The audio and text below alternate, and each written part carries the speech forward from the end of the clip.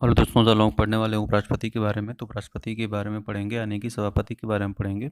तो उपराष्ट्रपति या सभापति का जो उल्लेख है वो आपका है, वो 63 से लेके 71 तक दिया है। ठीक है, आर्टिकल 63 से लेकर कहाँ तक दिया हुआ है, 71 तक दिया है। तो ये भी जितने भी निर्वाचन वगैरह होता है लगभग इसमें राष्ट्रपति की तरह ही होता है, लेकिन कुछ इसमें डिफरेंसेस हैं। तो जितने भी डिफरेंस इसमें सबको देखेंगे बारी बारी से। तो चलिए पहले आइए देखते हैं हम लोग योग्यता के बारे में। पहली चीज़ है कि वो भारत का नागरिक होना चाहिए। दूसरी चीज़ को उसकी न्यूनतम उम्र कितनी होनी चाहिए, 35 साल होनी चाहिए। तीसरी चीज़ कि वो कोई लाभ का पद धारण न करता हो। और चौथा कि वो राज्यसभा सदस्य बनने की योग्यता रखता हो।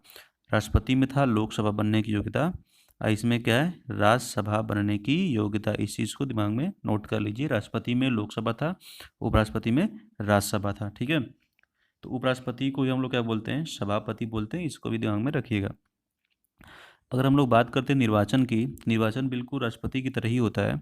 जैसे उसमें निर्वाचक मंडल की एक आवश्यकता पड़ती थी, इसमें भी निर्वाचक मंडल की जरूरत पड़ती है। निर्वाचन कैसा होता है, निर्वाचन अप्रत्यक्ष अनुपातिक एकल संक्रमणीय पद्धति द्वारा होता है। ठीक है, अगर रही बात हम लोग देखें उपराष्ट्रपति के चुनाव में भाग लेने वाली बात, तो उपराष्ट्रपति के चुनाव में भाग कौन ले सकता है, तो उपराष्ट्रपति के चुनाव में भाग संसद के सदस्य यानी कि लोकसभा के मेंबर और राज्यसभा के मेंबर क्या कर सकते हैं, ले सकते हैं। लेकिन ध्यान दीजिएगा कि यहाँ पे राज्यों की विधानसभा के जो मेंबर हैं इसमें भाग नहीं ले सकते। ठीक है, विधानसभा के जो मेंबर हैं उसमें भाग नहीं ले सकते हैं। और ना ही उसमें उसमें क्या था कि दिल्ली, पांडुचेरी, जम्मू एंड कश्मीर के विधानसभा के उसमें भी भाग लेते थे, लेकिन यहाँ पर नहीं लेंगे। सिर्फ और सिर्फ लेंगे लोकसभा और राज्यसभा के मेंबर। तो अब यहाँ पे बात समझ में आ गई, संसद के सदस्य। ठीक है, लोकसभा और राज्यसभा के मेंबर दोनों होना चाहिए। अब उसके बाद देखा जाए तो लोकसभा राज्यसभा के मेंबर यहाँ पे एकत्रित हो गए, तो उसके बाद होता क्या है कि जैसे राष्ट्रपति में 50-50 लोग थे, 50 लोग प्रस्तावित करेंगे, 50 लोग अनुमोदित करेंगे। उसी तरह उपराष्ट्रपति के लिए 20 लोग प्रस्तावित करेंगे और 20 लोग अनुमोदित करेंगे। उसके बाद जाके वो उसका नाम आएगा लिस्ट में। ठीक है, किसका, उपराष्ट्रपति जो व्यक्ति उठना, उपराष्ट्रपति के पद पे जो व्यक्ति उठना चाहता है। तो वहाँ पे राष्ट्रपति के लिए 50-50 था, यहाँ पे कितना है, 20-20 है। राष्ट्रपति के लिए, उपराष्ट्रपति के लिए कितना है, 20-20 है। फिर उसके बाद क्या होगा कि 15,000 रुपये वो सिक्योरिटी के रूप में जमा करेगा, तब जाके उसका समझ लीजिए कि नामांकन होगा। अगर चुनाव के बाद जितने व्यक्ति उठे हैं, चुनाव के बाद जितने भी वैध वोट पड़े हैं, अगर उसका 1/6 भाग जिस व्यक्ति को नहीं मिलेगा, 1/6 भाग, ठीक है, यानी कि अगर 60 लोग हैं तो 60 लोगों का 1/6 भाग यानी कि 10 वोट। अगर 60 लोग हैं तो 10 वोट अगर उसको नहीं मिला, तो क्या जो 15,000 रुपये की उसके लिए जो राशि थी वो क्या कर देगी, जब्त कर ली जाएगी। ठीक है, अन्यथा उसको लौटा दी जाएगी। इस बात को दिमाग में रखिएगा। अगर हम लोग बात करें मुक्ति की, तो मुक्ति भी कई प्रकार से हो सकती है। पहला, अगर वो अभी उपराष्ट्रपति कार्यकाल देखा जाए तो वो 5 वर्ष का है, तो अपना वो कार्यकाल पूरा कर लेगा तब पर भी वो पद मुक्त हो जाएगा। एकाएक उसकी मृत्यु हो जाएगी तब पर भी क्या होगा, पद मुक्त हो जाएगा। राष्ट्रपति को त्याग पद दे दिया तब पर भी क्या होगा, पद मुक्त हो जाएगा। लेकिन ध्यान दीजिएगा कि जब उपराष्ट्रपति का कार्यकाल समाप्त होने वाला होता है तो उसके पहले ही उपराष्ट्रपति का चुनाव कर लिया जाता है, और जैसे ही इसका कार्यकाल समाप्त होता है उसको वहाँ पे बैठा दिया जाता है।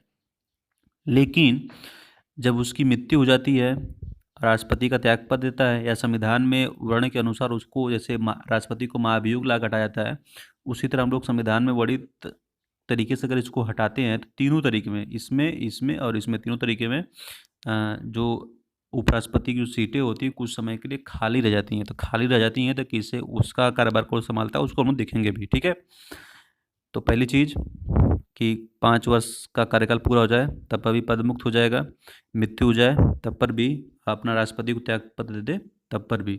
अगर हम लोग बात करें संवैधानिक दृष्टिकोण से उसको हटाने की, तो राज्यसभा के प्रस्तावित बहुमत से पारित और लोकसभा के साधारण बहुमत से पारित प्रस्ताव के पारित के द्वारा ही उसको पद मुक्त किया जा सकता है।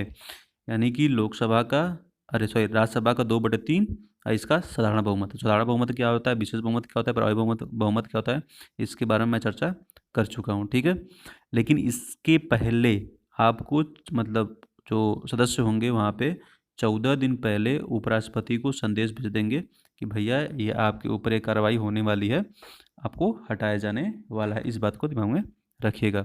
अगर हम लोग बात करते हैं उसकी शक्तियों के बारे में, तो सबसे इम्पोर्टेंट क्या है कि राष्ट्रपति के रूप में कोई कोई कार्य, ये सॉरी यहाँ पे कार्य होना चाहिए, कोई कार्य नहीं होता लेकिन वो दो रूपों में कार्य करता है। पहला वो कार्यवाहक राष्ट्रपति के रूप में, यानी कि अगर राष्ट्रपति की मृत्यु हुई या किसी कारणवश उसका रिक्त पद क्या है, रिक्त है, तो उस कंडीशन पे क्या करता है कि उपराष्ट्रपति राष्ट्रपति का पद धारण कर लेता है, तो उसको हम लोग क्या कहते हैं, कार्यवाहक। ठीक है, उसको क्या कहते हैं हम लोग, कार्यवाहक राष्ट्रपति, सॉरी कार्यवाहक राष्ट्रपति। ठीक है, क्या बोल देंगे उसको हम लोग, कार्यवाहक राष्ट्रपति। लेकिन ध्यान दीजिएगा, अगर मान लीजिए कि विषम परिस्थितियों में अगर राष्ट्रपति की बहुत ज़्यादा तबीयत खराब है, वो हॉस्पिटल में भर्ती हो रहा है, अगर महीने 2 महीने 3 महीने के लिए वो अगर हॉस्पिटल में रहना रुकेंगे, ऐसी परिस्थितियाँ बन जाती हैं, तब पर भी क्या क्या कर सकता है, उपराष्ट्रपति राष्ट्रपति का कार्यभार संभाल लेगा। लेकिन ध्यान दीजिएगा, जब तक उपराष्ट्रपति राष्ट्रपति का कार्यभार संभालता है तब तक उसको सभापति का वेतन न मिलके राष्ट्रपति का वेतन मिलता है। ठीक है, दूसरा है कि दूसरा राज्य का पदेन सभापति, ठीक है, के रूप में वो कार्य करता है। तो उसके दो कार्य हैं, पहला तो कार्यवाहक राष्ट्रपति के रूप में भी कार्य कर सकता है, और दूसरा कि राज्यसभा के पदेन सभापति के रूप में भी कार्य करता है। अगर हम लोग बात करें कि उपराष्ट्रपति सभा की वेतन के बारे में, तो उपराष्ट्रपति का वेतन उसको नहीं मिलता, उसको सभापति का वेतन मिलता है। किसका वेतन मिलता है, सभापति का वेतन मिलता है। तो लगभग इस समय उसका 4 लाख वेतन है। कितना है, 4 लाख वेतन है। ठीक है, अब पेंशन वगैरह जो उसको मिलेगी तो बात की बात है। तो दिमाग में रखिएगा, जब तक उपराष्ट्रपति राष्ट्रपति का पदभार संभालेगा तब तक उसको उपराष्ट्रपति का वेतन न मिलके राष्ट्रपति का वेतन दिया जाएगा।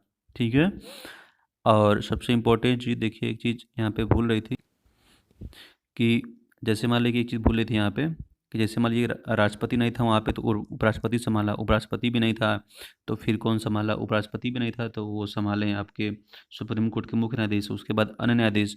उसी तरह उपराष्ट्रपति अगर तत्काल उसकी मृत्यु हो जाए या त्याग पत्र दे दे तो उपराष्ट्रपति का पदभार यानी सभापति का कार्य कौन करेगा, तो उस कंडीशन पे सभापति का कार्य करेगा आपका उपसभापति।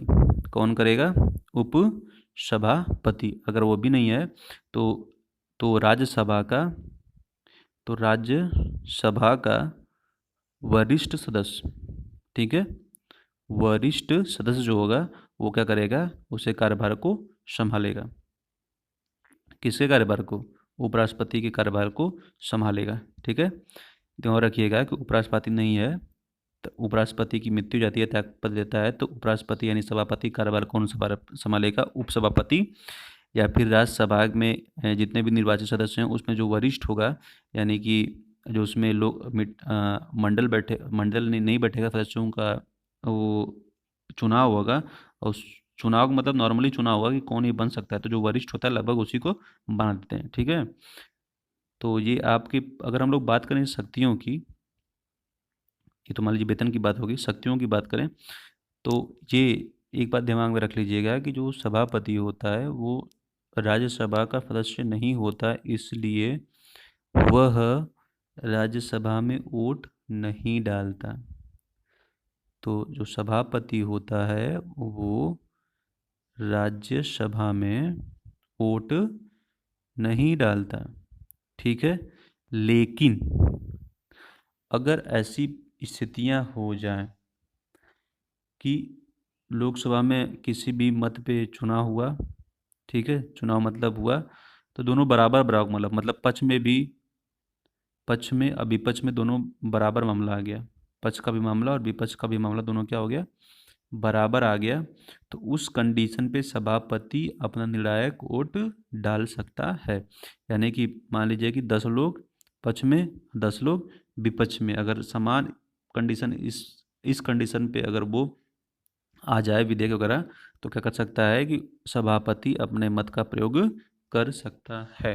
इस बात को ध्यान दीजिएगा। ठीक है, वीडियो देखने के धन्यवाद, ऐसे ही वीडियो को देखते रहिए।